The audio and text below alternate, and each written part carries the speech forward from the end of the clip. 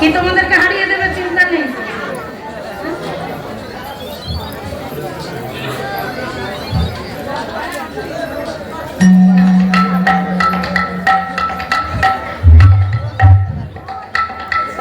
তাই যে নৃত্য করেছেন অমনি গদাধরের হয়ে গেল অভিমান।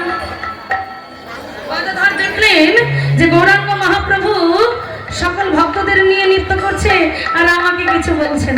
হ্যাঁ, গদাধর অভিমান করে একদিকে মুখ ফিরিয়ে বসে আছে।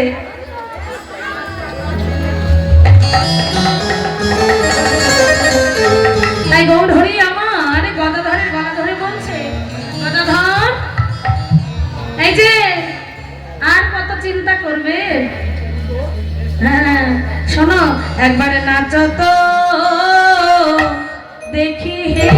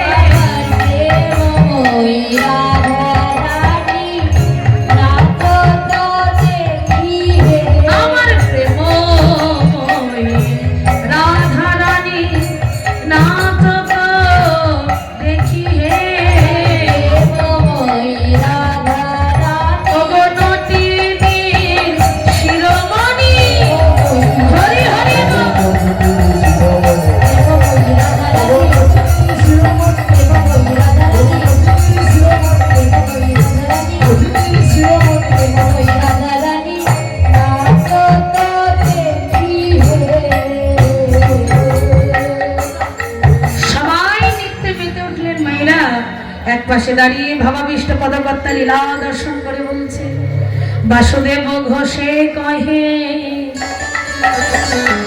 প্রেমময় ভাবিব, প্রেমময় ভাব।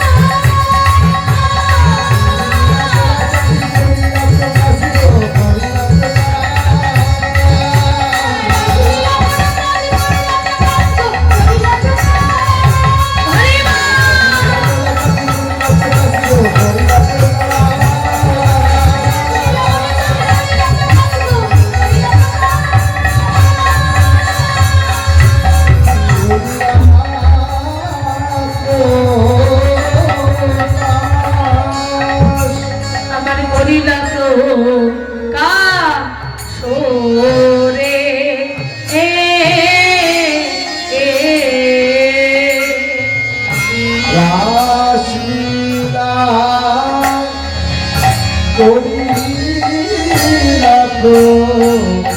আসিরে রাসলীলা করিলা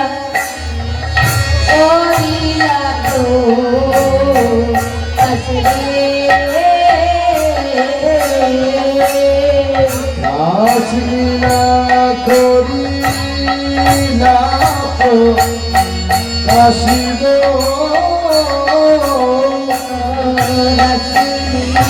রাসলীলা করিলা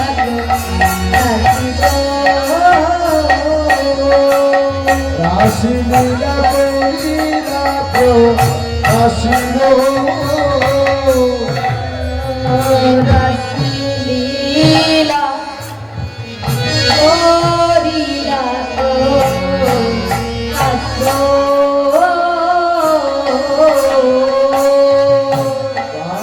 রাসলীলা করিলা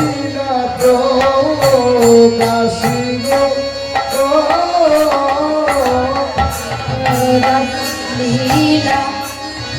করিলা আসিব রাসলীলা করিলা আসিব আসিলা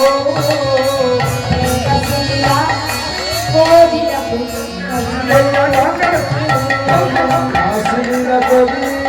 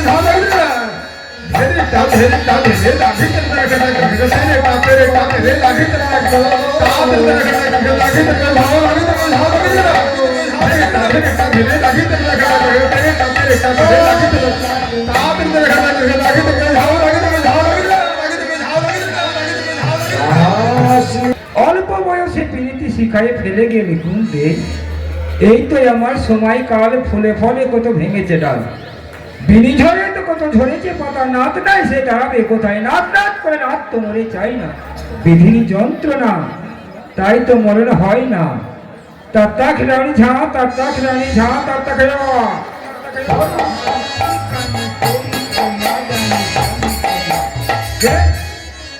অল্প বয়সে প্রীতি শিখায় ফেলে গেলে কুন্দে এই তো আমার সময়কাল ফুলে ফলে কত ভেঙেছে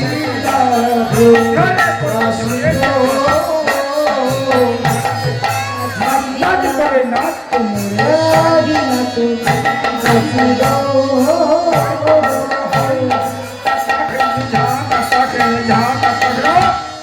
द्रामी दिवी दिवी माधुल बाज तो मेरी राधा कृष्ण धिनी धिनी धिनी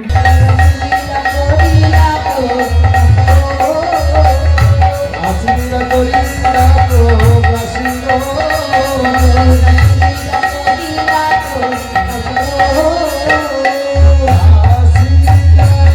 করিলা আসিলে ভগবতাই হরি হরি হরি হরি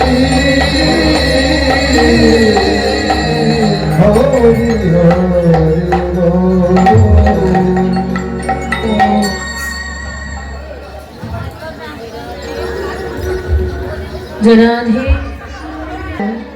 কোথায় মধুময় শ্রীধাম বৃন্দাবন তবে বৃন্দাবনে যেতে গেলে মাইরা কি করতে হবে গোপী ভাব নিয়ে মাথায় ঘোমটা দিয়ে দুটি বাহু তুলে রাধারানী যাই দিতে দিতে আনন্দিত মনে মনের মধ্যে দুঃখ থাকলে কিন্তু হবে না বৃন্দাবন এমনই একটা জাগ্রত জায়গা সেইখানে যদি বাড়ির চিন্তা করা যায় মা রাধারানী কিন্তু সেই বৃন্দাবনে তাকে স্থান দেয় না হ্যাঁ?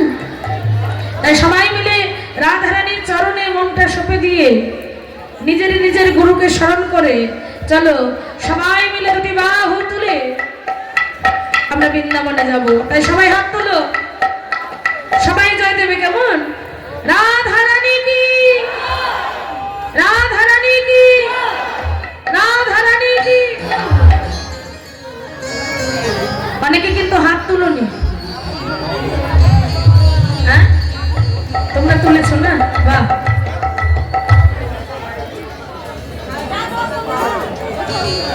কি গো দিদি ভাইরা, মনে করো না যে আমরা হাত তুললাম না আমরা সব থেকে বড় আমরা লাভবান হয়েছি, কিন্তু তা কিন্তু নয়।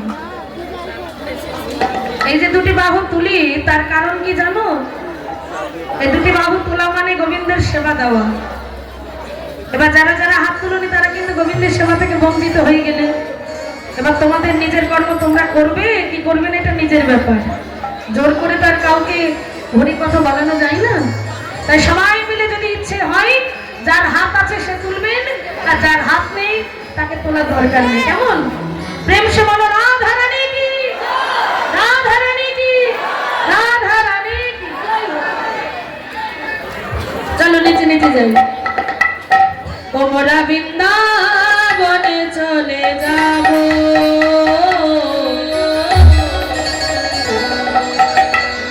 ওগো রাধা নামে নামে পাগল হব। আমরা বৃন্দাবনে চলে যাব, রাধা নামে পাগল হব।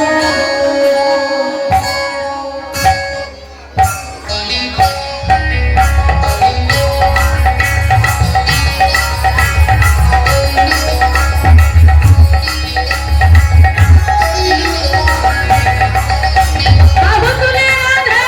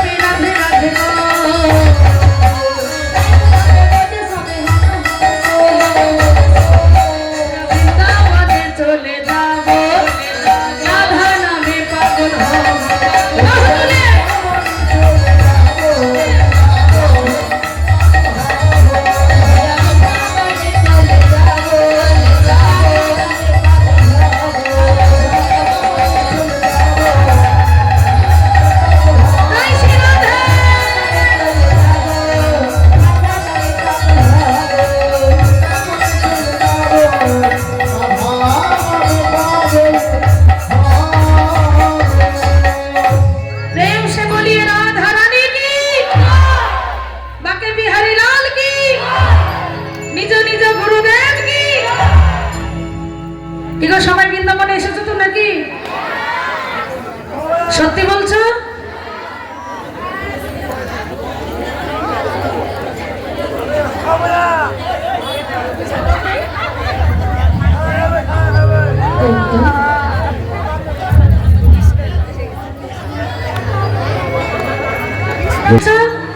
সিরিয়ালের দিব্যি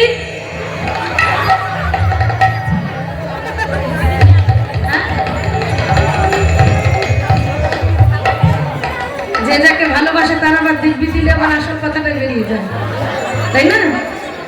তোমরা এখানে সিরিয়াল ভালোবাসো নাকি না মোবাইল বেশি? তাহলে সবাই বলছো বৃন্দাবনে এসেছো, খুব ভালো। তাহলে রাধারাম ভালো লাগে তো? কি গো দিদি ভাইরা, ভালো লাগে? তবে যাদের যাদের ভালো লাগে না তারা একবার উলুধ্বনি দাও দেখি, রাধে রাধে।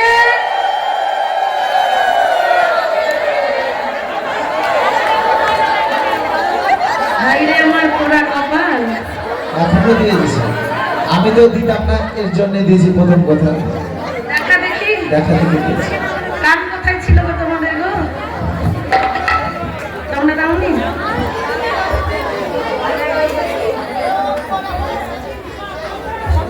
বললাম ধান শুনলে কান। তোমরা এই বললে ভালোবাসি, তাই বললাম যে যারা কেউ তো ভালো নাও বাসতে পারে, তাই বললাম যারা যারা ভালোবাসো না উলুধ্বনি দাও। সবাই দেখছে উলুধ্বনি দিলে। রাধে রাধে।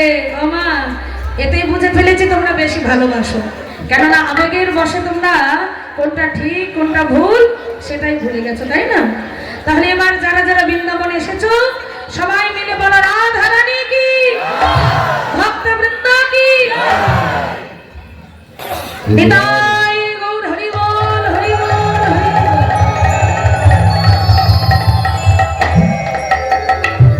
তাহলে সবাই মিলে মধুময় শ্রীধাম বৃন্দাবনে এসেছি। বৃন্দাবনের আস্বাদনের বিষয়বস্তু হলো বৃন্দাবনের সর্বশ্রেষ্ঠ লীলা রাস লীলা।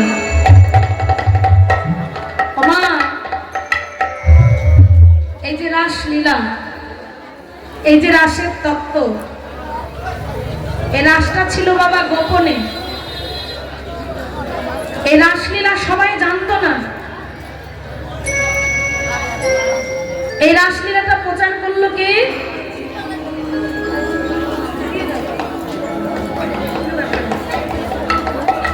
এই রাসলীলাটা প্রচার করলো কে? এই রাসলীলা কেন হলো, কে প্রচার করলো? এই রাসের আসল তত্ত্বটা একটু তোমরা শুনে রাখো না। কৈলাস পর্বতে ভোলানাথ যখন বসে ধ্যান করছে, এমন সময় পার্বতী কি করলেন?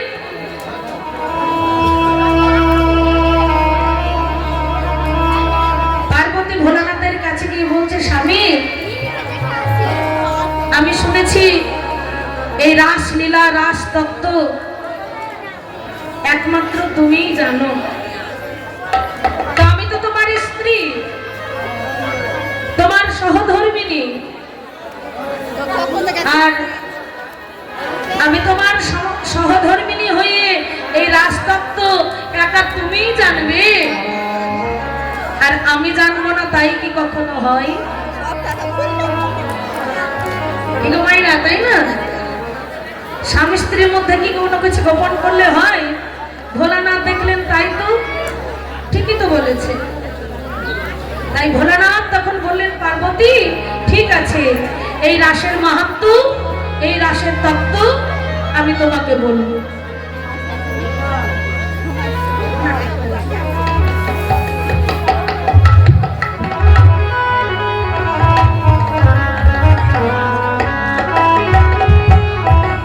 এই রাসের তত্ত্ব আমি তোমাকে বলবো, কিন্তু শুনতে হলে তোমাকে কিন্তু হুঁ দিতে হবে। তোমাকে হুঁ দিতে হবে কি, তুমি পারবে তো? পার্বতী বললেন, স্বামী তুমি রাজতত্ত্ব বলবে আর আমি হুঁ দেব না, তাই কি কখনো হয়? বেশ, তুমি বলো, আমি শ্রবণ ভরে সঙ্গ।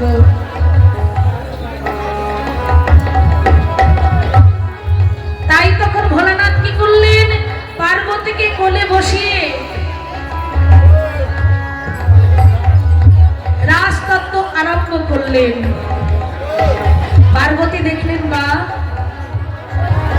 আমার স্বামী কোনোদিন আমাকে কোলে নিয়ে এমন সুন্দর করে কোনোদিন কোলে নেয়নি, আর আজকে যখন কোলে নিয়েছে আমার বড় সৌভাগ্য।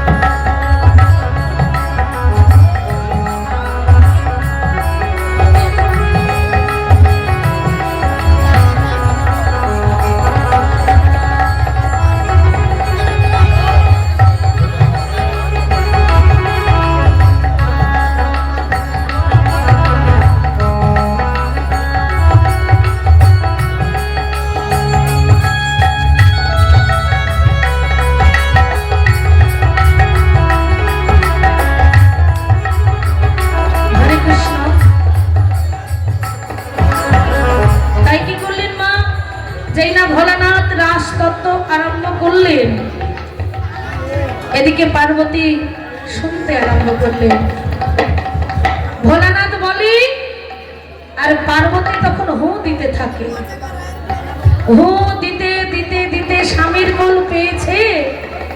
হ্যাঁ, স্বামীর কোল পেয়ে পার্বতী কি করলেন, তখন ঘুমিয়ে পড়লেন। কিন্তু সেখানে গাছের ডালে একটা পাখি বসেছিলেন। সে কোন পাখি? সে পাখির নাম হলো সুখ পাখি।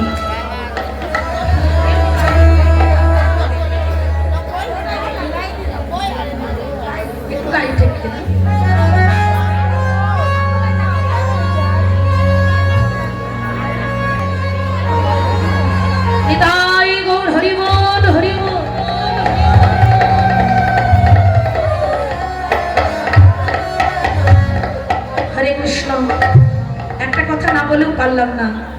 এই যে দিদি ভাই রাসলীলার রাধারানীর যে বস্ত্র নিখুঁত ভাবে পরিপূর্ণ ভাবে যেটা প্রয়োজন সেটা দিয়েছেন মাগো। আমরা কিন্তু ভগবানের সেবার জন্য, রাধারানীর সেবার জন্য সবাই কিন্তু দিতে পারি না। ভগবানের সেবার বেলায় কিন্তু আমরা সবাই বাড়িতে পুজো দিই এবং কাউকে কোনো কিছু দিতে হলে সেখানে কিন্তু আমরা কৃপণতা করি। কি মাইরা করি না? ঠাকুরের গামছা যদি লাগে, কত বড় গামছা নাও, বড় গামছা নাও, কি দোকানদারকে গিয়ে বলো না দোকানদার পুজোর গামছা লাগবে, তখন ছোট্ট একটা গামছা নিয়ে আসে। কিন্তু না মা, গোবিন্দের সেবার জন্য যেগুলো প্রয়োজন হয় সেগুলো কিন্তু পরিপূর্ণভাবে দিতে হয়। তাই শক্তি করুন। নিতাই গৌর হরি বল, হরি বল।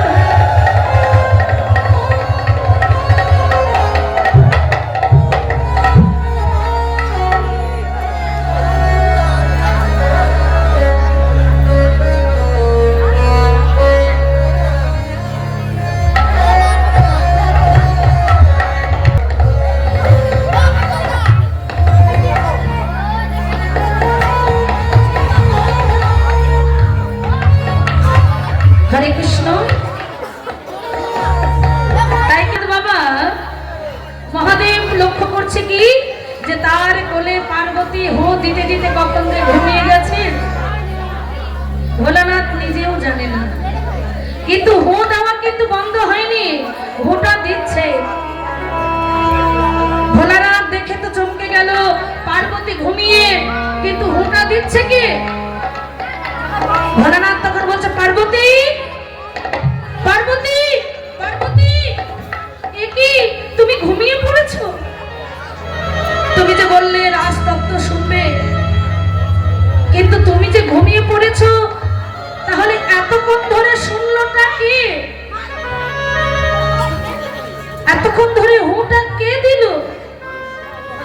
চারিদিকে লক্ষ্য করতে করতে ভোলানাথ দেখলেন গাছে ওই শুকো পাখি বসে আছে। তাই তখন কি করলেন জানো মা? ওই শুকো পাখিটিকে দেখে ভোলানাথ তার যেই না ত্রিশূলটাকে ছুঁড়েছে, ওরে পাখি তুই আমার রাজতত্ত্ব শুনলি? এই বলে যে ত্রিশূলটাকে বাবা ছুঁড়েছে, শুকো পাখি উড়তে উড়তে মনে মনে ভাবছে, আমাকে কে রক্ষা করবে, কে বাঁচাবে? মহাদেবীর এই ত্রিশূল হতে আমাকে এই পৃথিবীতে কেউ রক্ষা করতে পারবে না। এমন সময় দেখলেন ব্যাস দেবীর স্ত্রী, তিনি স্নান করে, স্নান করে উঠে গামছা নিয়ে আমরা যেমন চুল ঝাড়ি, আর সেই মা তখন ওপর দিকে হা করে চুল ঝাড়ছে। আর শুকো পাখি দেখলেন মহাদেবের বাণ একমাত্র কোন নারীর অঙ্গে স্পর্শ করতে পারে না। তাই শুকো পাখিটা ভেবে দেখলেন একমাত্র আমার লুকাবার স্থান হলেন ওই মায়ের গর্ভে। তাই যে হা করেছিল তার মুখ দিয়ে সেই শুকো পাখি কি করলেন, তার গর্ভে প্রবেশ করলেন। আর সেই থেকে সেই মা তখন গর্ভবতী হয়ে গেল। গর্ভবতী হওয়ার পরে বাবা 1-2 বছর নয়, সেই মা 18 বছর পরে সন্তান প্রসব করলেন। সেই সন্তানের নাম হলো সুখদেব গোস্বামী। হৃদয় গৌর হরি। আর সেই সুখদেব গোস্বামী এই রাজতত্ত্ব এই কলিযুগে এসে মা তিনি এই রাজতত্ত্ব বললেন। আর এই রাজতত্ত্ব তখন প্রচার হলো এই কলিযুগ মাঝে। তাই আজকে ভগবান শ্রীকৃষ্ণ কি করলেন, রাসলীলা করবে বলে বৃন্দাবনের পথে বৃন্দাবনের বনসভা দর্শন করছেন। আচ্ছা মাইনা, এই যে রাসলীলা হয়েছিল কোন মাসে বলো দেখি? কোন মাসে হয়েছিল বাবা?